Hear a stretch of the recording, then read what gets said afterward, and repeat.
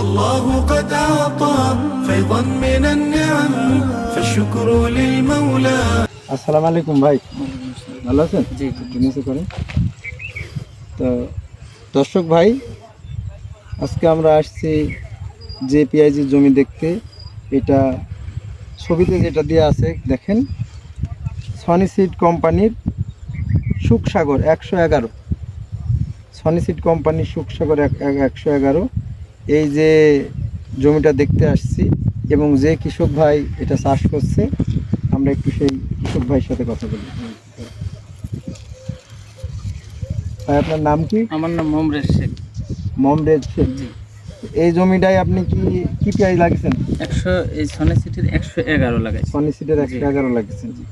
তো এই পেঁয়াজটার বয়স আজকে কতদিন হচ্ছে? কতদিন আমার তো হিসেব নাই, গড়ে মনে আছে 3 মাস হয় নাই লাগানো মানে 70 দিন এরকম 70 দিন মতো বয়স হবে।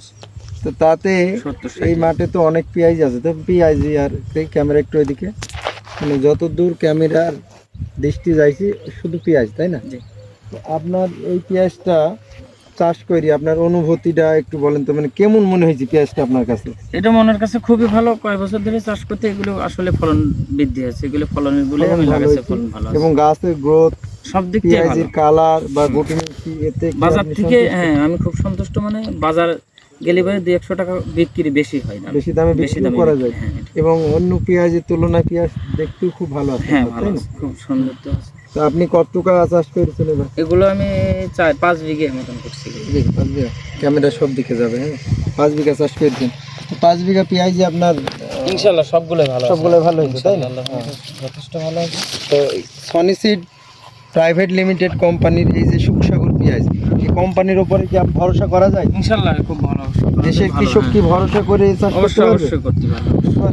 ভবিষ্যতে আপনি কখনো চাষ করলে এই চাষ কি করবেন? এটাই করব।